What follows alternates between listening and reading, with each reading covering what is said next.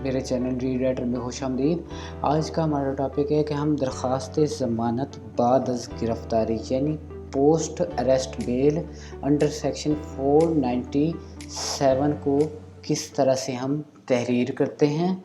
तो इससे पहले मेरा टॉपिक था कि दरख्वास्त ज़मानत क़ब्ल अज़ गिरफ़्तारी अंडर सेक्शन 498 ज़वादफ़े यानी ज़ाब्ता फ़ौजदारी किस तरह से लिखते हैं।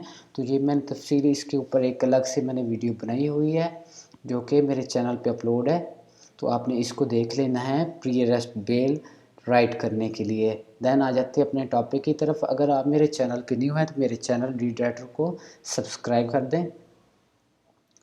तो दरख्वास्त जो ज़मानत की दरख्वास्त होती है दो किस्म की होती है बेसिकली। दरख्वास्त ज़मानत क़ब्ल अज़ गिरफ़्तारी होती है और दरख्वास्त ज़मानत बाद अज़ गिरफ़्तारी है। तो जो कन्फ्यूजन की चीज़ वो ये है कि अक्सर जो है वकला जो हैं जो प्रैक्टिस में नए होते हैं तो वो भूल जाते हैं कि दरख्वास्त ज़मानत बाद अज़ गिरफ़्तारी में कौन सा सेक्शन इस्तेमाल होता है और दरख्वास्त ज़मानत क़ब्ल अज़ गिरफ़्तारी में कौन सा सेक्शन इस्तेमाल होता है। तो दरख्वास्त ज़मानत बाद अज़ गिरफ़्तारी यानी पोस्ट अरेस्ट बेल में अंडर सेक्शन 497 जो है वो इस्तेमाल होगा, जबकि प्री अरेस्ट बेल यानी दरख्वास्त ज़मानत क़ब्ल अज़ गिरफ़्तारी में अंडर सेक्शन 498 इस्तेमाल होगा। तो चलते हैं आज के जो है हमारा जो बाकायदा टॉपिक है उसके ऊपर चलते हैं कि हमने दरख्वास्त ज़मानत बाद अज़ गिरफ़्तारी अंडर सेक्शन 497 को किस तरह से लिख रहे हैं, उसमें क्या क्या हमने लिखना है। तो यहाँ पे सबसे पहले जैसा कि मैंने अपनी पहले वाली वीडियो प्री अरेस्ट बेल में बताया था, तो हम तकरीबन ये दरख्वास्त जो है बाद अज़ गिरफ़्तारी दरख्वास्त ज़मानत बाद अज़ गिरफ़्तारी यानी पोस्ट अरेस्ट बेल भी प्री अरेस्ट बेल की तरह ही होती है। कुछ ज़िमन जो हैं वो चेंज होते हैं। तो सबसे पहले आपने क्या करना है, यहाँ पे आपने क्या करना है, पहले हमने जो प्री अरेस्ट बेल है वो हमने सेशन जज साहब के पास दायर की थी, जबकि पोस्ट अरेस्ट बेल जो है हमने करनी है दायर इलाका जुडिशल मजिस्ट्रेट साहब के पास, चाहे वो थाना सिटी का हो चाहे वो थाना सदर का हो। अपने ज़िला के हिसाब से आपने यहाँ पे क्या करना है, बादालत जनाब इलाका जुडिशल मजिस्ट्रेट साहब, अगर मुल्तान से मुल्तान, लाहौर से तो लाहौर, सरगोदा तो सरगोदा से, या दीगर किसी तहसील से हैं तो आपने उसका नाम दे देना है। दैन आपने क्या करना है, यहाँ पे सैल का नाम लिख देना है, यानी जिसकी दरख्वास्त ज़मानत बाद अज़ गिरफ़्तारी दायर करने लगे उसको बज़ुमरा सैल यहाँ पे उसका नाम लिख देना है। दैन आपने क्या करना है, बनाम लिख देना है जिस तरह प्री अरेस्ट बेल में हमने लिखा था। उसके बाद हमने क्या करना है, वर्सेस स्टेट सरकार। तो इस ये लिखने के बाद हमें क्या करना है, यहाँ पे लिखना है मुकदमा नंबर। तो एक सीक्वेंस तरतीब के साथ ही हमने ये सारा कुछ पुट करना तो यहाँ पे लिखना होता है। तो हमने पहले क्या लिखना है, यहाँ पे मुकदमा नंबर लिखना है, जो मुकदमे का जो एफ़आईआर के ऊपर मुकदमा नंबर लिखा हुआ हमने वो लिखना है। मैंने यहाँ पे फ़र्ज़ी तौर पे मुकदमा नंबर लिखा है। फिर उसके बाद मैंने मोरखा दिया है यानी तारीख़ दी है एफ़आईआर की, वो लिखी गई। उसके बाद बजुर्म मैंने लिखा है 324। आपने वही जुर्म लिखना है जो एफ़आईआर के ऊपर लिखे गए हैं, वो आपने दफ़ात लिखनी जो एफ़आईआर के ऊपर लिखी गई हैं अक्यूज़्ड पर्सन के ऊपर। दैन उसके बाद आपने थाने का नाम लिख देना है, जो भी थाना है जिस थाना में एफ़आईआर दर्ज हुई है। उसके बाद आपने क्या लिखना है, दरख्वास्त ज़मानत बाद अज़ गिरफ़्तारी अंडर सेक्शन 497 ज़ादफ़े। दैन हमारी इसके बाद तहरीर शुरू होगी, यहाँ से जनाब आला गुजारिश हस्बे ज़ैल है। उसके बाद हमारा आ जाता है ज़िम्मा नंबर 1 आ जाता है, ये कि मुकदमा मुंदरजा उन्वान बाला में सैल उबलीग मुलज़िम बेगुनाह फ़र्ज़ी वाक़यात बनाकर सैल उबलीग मुलज़िम को एक झूठे और बेबुनियाद मुकदमा में मुलव्वस किया गया है। दैन उसके बाद हमारा दूसरा ज़िम्मन आएगा ये कि रिपोर्ट इब्तदाई के वाक़यात के मुताबिक सैल उबलीग मुलज़िम के ख़िलाफ़ किसी जुर्म का इत्तलाक़ ना पाया जाता है। उसके बाद तीसरा ज़िम्मन जो है वो ये है कि एफ़आईआर में ताख़ीर है जिसकी कोई मक़बूल वजह बयान ना की गई है। आपने देख लेना है जो थर्ड ज़िम्मन है, यहाँ पे आपने क्या देखना है, ये है कि एफ़आईआर में ताख़ीर आया कि है या नहीं। अगर एफ़आईआर में ताख़ीर है यानी जो वक़ूआ है वो पहले का एफ़आईआर बाद में दर्ज की गई है, तो आपने ये ज़िम्मन ऐड कर देना है, ये कि एफ़आईआर में ताख़ीर है जिसकी कोई मक़बूल वजह बयान ना की गई है। तो एक ज़रूरी ज़िम्मन होता है ये। उसके बाद आपने क्या करना है, हमारा चौथा ज़िम्मन बनेगा ये कि मुद्दई मुकदमा ने डॉक्टर से मिली भगत करके ख़ुद साख्ता ज़रबात बनाकर सैल उबलीग मुलज़िम के ख़िलाफ़ झूठा और बेबुनियाद मुकदमा हज़र दर्ज करवाया है। तो आपने ये चौथा ज़िम्मन जो है آپ نے کیا کرنا ہے، ایف آئی آر کے جو حالات و واقعات ہیں ان کو مد نظر رکھتے ہوئے آپ نے یہ ضمن ایڈ کرنا ہے۔ اس کے بعد 5واں ضمن ہمارا آ جاتا ہے یہ کہ میڈیکل ایویڈنس اور زبانی شہادت میں تضاد ہے، قصہ کہانی استغاثہ مشکوک نظر آتی ہے۔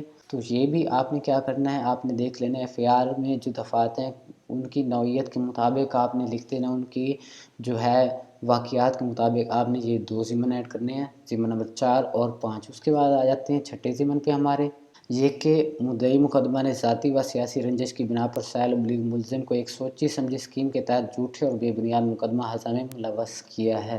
اس کے بعد آ جاتا ہے ہمارا 7واں ضمن، یہ کہ سائل ابلیغ ملزم عدم ریکارڈ یافتہ اور عدم سیاح یافتہ۔ میں دیکھ لینا ہے کہ جو ہمارا جس کی ہم بیل کنفرم کروا رہے ہیں، جس کی ہم بیل کروانا چاہتے ہیں ملزم کی، وہ پہلے سے اس کے اوپر اگر کوئی ایف آئی آر وغیرہ درج نہ ہے تو آپ نے یہاں پہ کیا کرنا ہے، عدم ریکارڈ یافتہ لکھ دینا ہے۔ اگر اس کے اوپر پہلے سے ایف آئی آر کوئی درج ہے تو آپ نے سمپل یہ لکھنا ہے کہ یہ کہ سائل ابلیغ ملزم عدم سزا یافتہ، یعنی عدم ریکارڈ یافتہ کو آپ نے کیا کر دینا ہے، ریموو کر دینا ہے۔ تو اس کے بعد کیا ضمن بنے گا ہمارا، یہ کہ سائل ابلیغ ملزم عدم سزا یافتہ ہے۔ دین اس کے بعد آ جائے گا ہمارا 8واں ضمن، یہ کہ سائل ابلیغ ملزم کی تکمیل تفتیش ہو چکی ہے، اور اس کے بعد لکھیں گے سائل ابلیغ ملزم بند حوالات جوڈیشل ہے۔ دین اس کے بعد ہمارا 9واں ضمن آ جائے گا، 9 ضمن آ جائے گا یہ کہ سائل ابلیغ ملزم کے جسم کی مقامی پولیس کو کوئی ضرورت نہ ہے۔ اس کے بعد جو ہمارا ایک ضمن آئے گا وہ کیا آئے گا، 10واں ضمن جو ہمارا آخری ضمن ہوگا، یہ کہ سائل ابلیغ ملزم ایک شریف شہری اور مقبول حاضری ضمانت دینے کو تیار ہے۔ یہ ایک ضروری ضمن ہوتا ہے، ضروری ایک جزو ہوتا ہے کس کا، بیل کا، تو ہم نے اس کو مسٹ ایڈ کرنا ہوتا ہے۔ تھوڑا سا میں آپ کو مزید یہاں پہ سمجھا دیتا ہوں کہ یہ کہ جو ہمارا پہلا ضمن ہے، ضمن نمبر 1 سے لے کے 3 تک جو ہیں ضمنات وہ کامن سے ہیں۔ دین اس کے بعد کیا آ جائیں گے، ضمن نمبر 6 سے لے کے 10 ضمن تک یہ کامن ہیں۔ یہ ضمنات پوسٹ اریسٹ بیل میں ماسٹر استعمال کیے جائیں گے، یوز کیے جائیں گے ان کا۔ چوتھا اور 5واں ضمن ہے، یہ آپ کو میں نے پہلے بھی بتایا، آپ نے ان کو ایف آئی آر کے یعنی مقدمہ کے حالات و واقعات کے مطابق آپ نے ان کو کیا کرنا ہے، تشکیل دینا ہے، ان کو رائٹ کرنا ہے۔ دین اس کے بعد ہماری استدعا آ جائے گی، لہٰذا استدعا ہے کہ سائل ابلیغ ملزم کی درخواست ضمانت بعد از گرفتاری تا تصفیہ مقدمہ ہضم منظور فرمائی جاوے اور سائل ابلیغ ملزم کی ضمانت کنفرم فرمائی جاوے۔ دین اس کے بعد عرضے، اور عرضے کے بعد ہم کیا لکھیں گے، جو جس کی ہم بیل کنفرم کروانا چاہتے ہیں ملزم مقدمہ کی، آپ نے اس کا نام یہاں پہ لکھ دینا ہے۔ اس کے بعد آپ نے کیا کرنا ہے، ایٹ دا اینڈ آپ نے سائل ڈال دینا ہے، اور اس کے بعد کیا کریں گے، بذریعہ کونسل لکھ دیں گے۔ بذریعہ کونسل یعنی جس کو کونسل مقرر کیا جا رہا ہے، آپ نے اس کا کیا کرنا ہے، یہاں پہ نام لکھ دینا ہے۔ بذریعہ کونسل میں لکھ دیتا ہوں یہاں پہ اینی ون، میں کر دیتا ہوں باقر رضا خان ایڈوکیٹ۔ تو یہاں پہ میں نے ایک نام لکھ دیا ہے، باقر رضا خان ایڈوکیٹ، آپ نے اس طرح لکھ دینا ہے۔ کوئی جو آپ کونسل مقرر ہو رہا ہے آپ نے وہی نام لکھنا ہے یہاں پہ۔ تو جو درخواست ضمانت پوسٹ اریسٹ بیل وہ ہماری مکمل ہو چکی ہے۔ جو میں نے یہاں پہ 10 ضمن ایڈ کیے، موسٹلی تقریباً یہی استعمال ہوں گے جو بھی پوسٹ اریسٹ بیل ہوگی، یعنی درخواست ضمانت بعد از گرفتاری انڈر سیکشن 497۔ اور ایک ضروری بات یہ ہے کہ جو پری اریسٹ بیل ہوگی اس میں تو بیان حلفی لگے گی، لیکن جو پوسٹ اریسٹ بیل ہے اس میں بیان حلفی وغیرہ نہیں لگے گی، کیونکہ جو ہمارا سائل ہے، ملزم ہے، وہ تو بند حوالات ہوتا ہے۔ اب اس کا بیان حلفی کس طرح اس کے اوپر وہ اپنے دستخط یا انگوٹھا جات ثبت کر سکتا ہے، تو وہ بذریعہ کونسل ہوگی، نہ کہ بذریعہ سائل کے۔ تو اسی طرح کی اور بھی ویڈیوز کو دیکھنے کے لیے میرے چینل سے جڑے رہیے۔